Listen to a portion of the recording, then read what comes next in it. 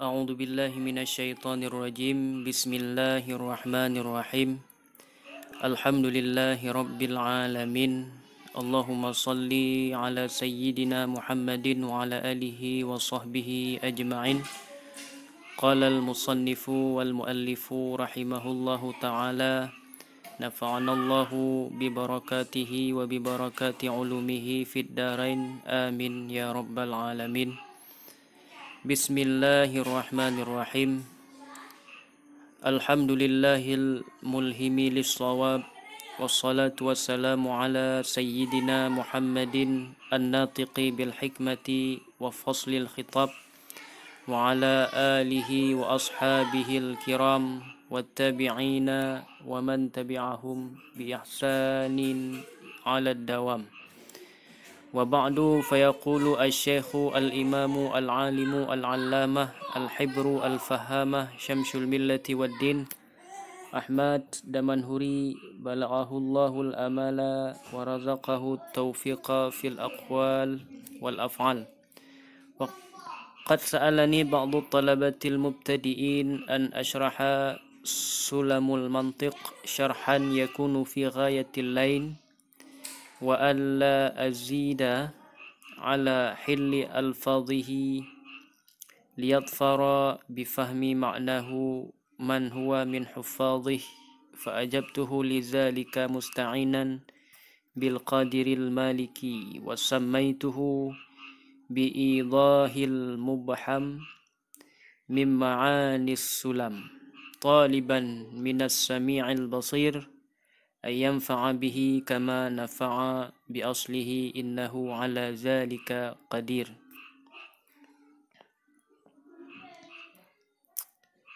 بسم الله الرحمن الرحيم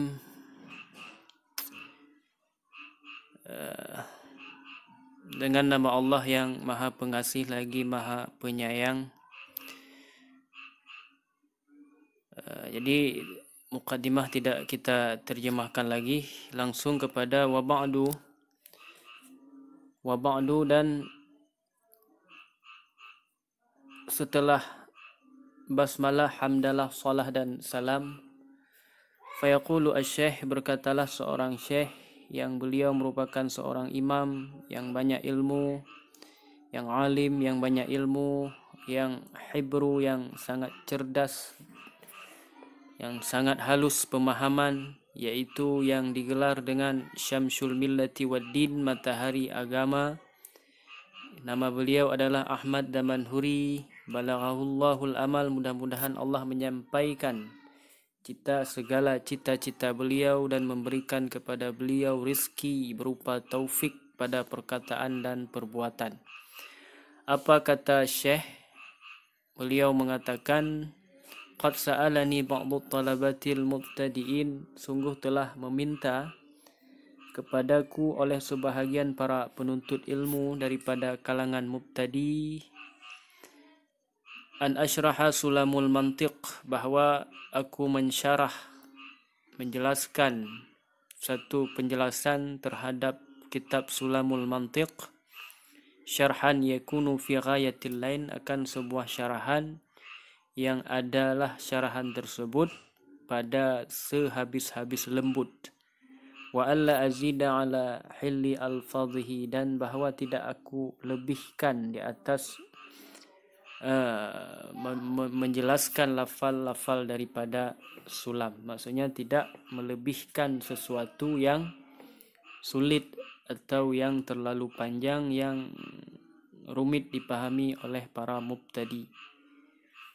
Liyadfara bifahmi ma'nahu, supaya mereka terlepas di dalam memahami maknanya kitab sulam.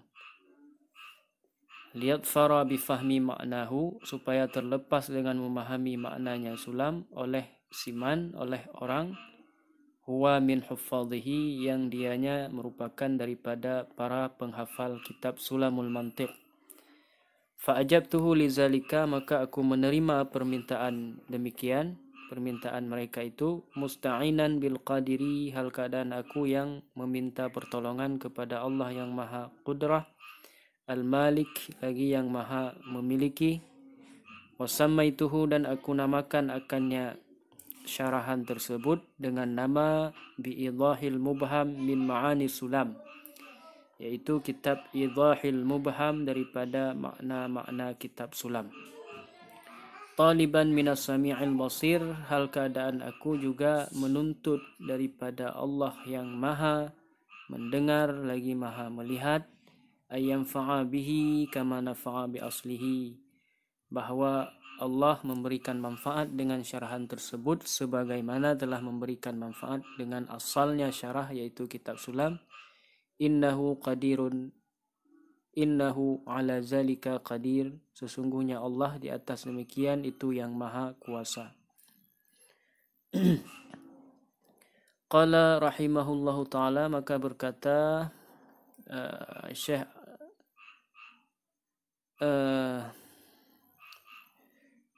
maka berkata Syekh Musannaf pengarang bait Matan Sulam,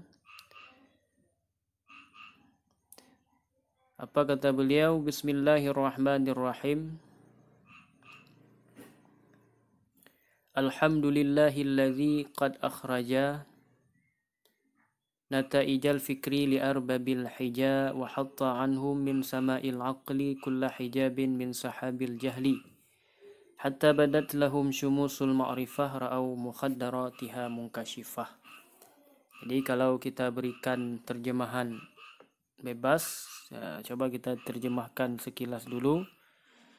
Nanti penjelasan makna terhadap bait ini kita lihat kembali di dalam syarahannya. Jadi kalau kita berikan makna sekilas, alhamdulillahilladzi qad akhraja, segala puji bagi Allah yang telah mengeluarkan nataijal fikri, natijah fikiran, li arbabil hija, bagi orang-orang yang cerdas, wa hatta anhum min sama'il aqli, dan telah menutup oleh Allah daripada mereka itu, yaitu daripada langit akal mereka itu, setiap hijab, yaitu daripada awan kejahilan, hatta badal lahum syumusul ma'rifah, sehingga nyata bagi mereka itu matahari ma'rifah, ra'au mukhaddaratiha munkashifah. Coba kita lihat di dalam syarahannya. Bismillahirrahmanirrahim. Aqulu, kata Syekh Ahmad Damanhuri, alhamdulillah. Alhamdu, makna alhamdu pada lughat. Alhamdu lughatan as-sana'u bil kalami 'alal mahmud bi jamili sifatihi. Makna alhamdu secara lughat adalah memuji dengan kalam 'alal mahmud, di atas orang yang dipuji, bihamidi bijamili sifatihi, dengan sebab kebagusan sifatnya. Wa urfan, dan makna alhamdu pada uruf, fi'lu yunabbi'u an ta'zimil mun'im bisababi in'amihi 'alal hamid aw ghairih. Jadi secara uruf, alhamdu ini yaitu perbuatan yang memberitahu atau mengindikasi di atas daripada ta'zim kepada pemberi nikmat. Dengan sebab apa? Baik dengan sebab pemberian nikmat kepada orang yang memuji ataupun kepada orang yang lainnya. Perbuatan yang memberitahu daripada ta'zim seseorang kepada pemberi nikmat, yaitu dengan sebab, baik dengan sebab orang itu memberikan nikmat kepada orang yang memuji ataupun kepada orang lainnya. Wa syukru lughatan huwal hamdu istilahan, dan bermula syukur secara lughat dialah itu alhamdu pada istilah. Jadi makna syukur secara lughat sama dengan makna hamdu secara istilah. Ma'a ibdadil hamidi bisyakiri, beserta menggantikan hamid dengan syakir. Jadi yang hamdu tadi kalau diibaratkan dengan isim fa'il hamid, akan tetapi ketika dibawa kepada syukrun, maka yang menjadi isim fa'il adalah syakir. Sedangkan makna syukur pada uruf, wa urfan sarful abdi jami'a ma an'ama Allahu ta'ala bihi alaihi ila ma khuliqa li ajlih. Makna syukur pada lughat adalah mempergunakan oleh seorang hamba akan sekalian barang yang telah memberi nikmat oleh Allah dengan barang tersebut kepadanya, kemana dia gunakan ila ma khuliqa li ajlih, kepada sesuatu yang diciptakan karenanya.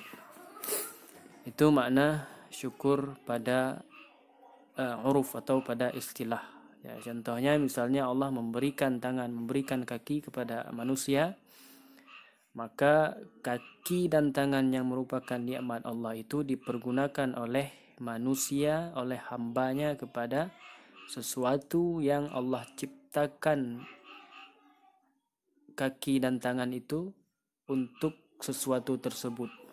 Tentunya untuk berbuat kebaikan. Kaki untuk berjalan kepada kebaikan, tangan untuk digunakan kepada kebaikan yang diperintahkan oleh Allah Ta'ala.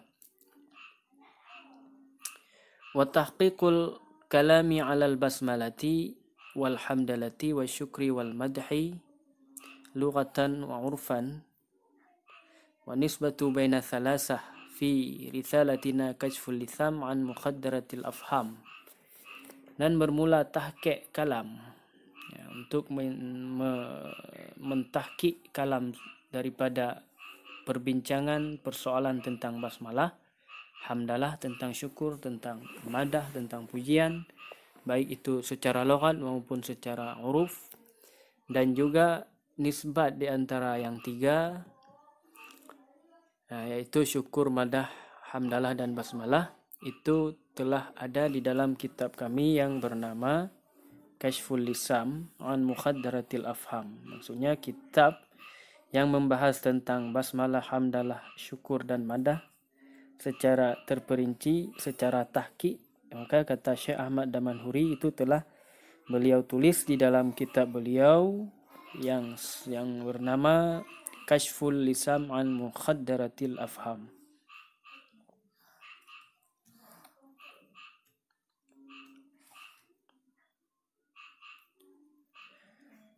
Wallahu alamun ala zatil wajibil wujud.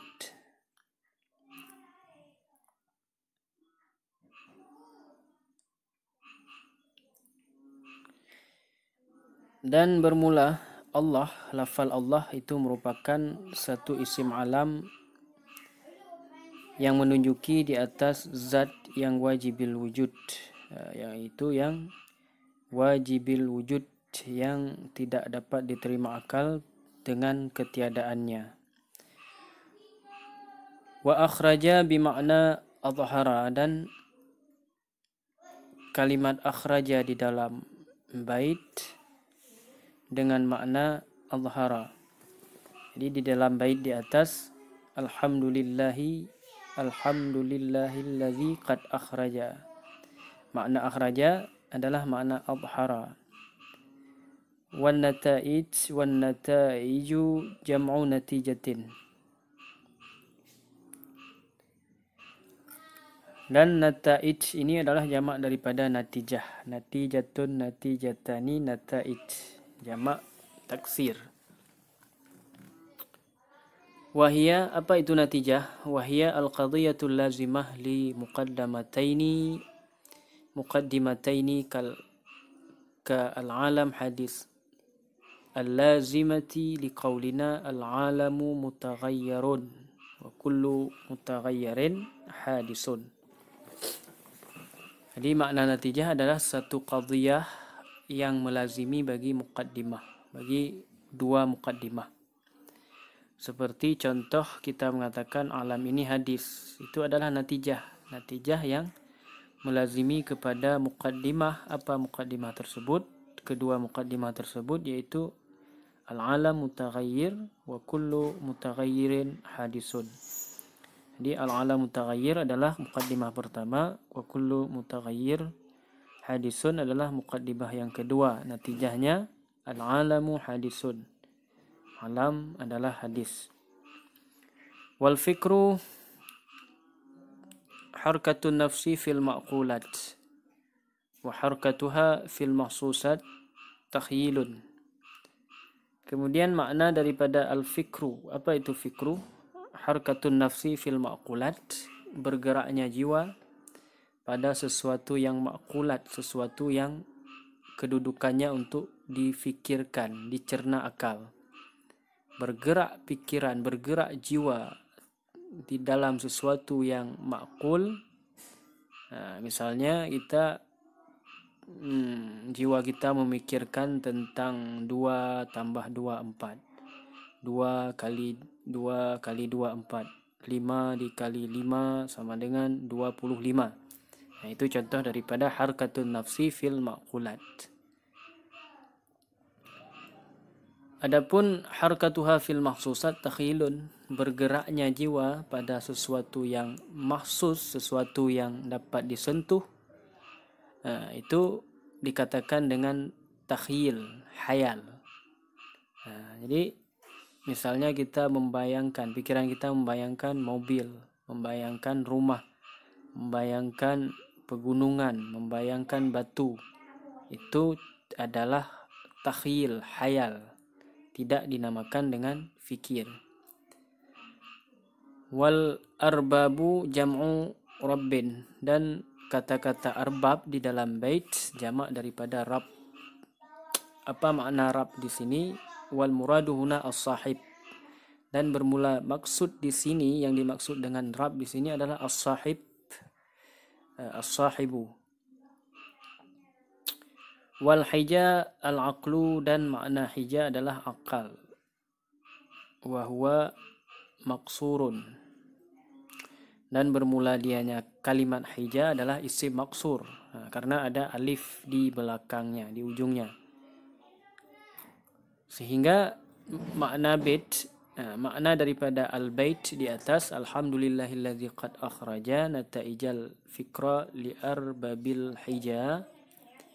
Ketika menjadi maknanya, maka alhamdulillahillazi adhara li arbabil uqul nataija afkarihim.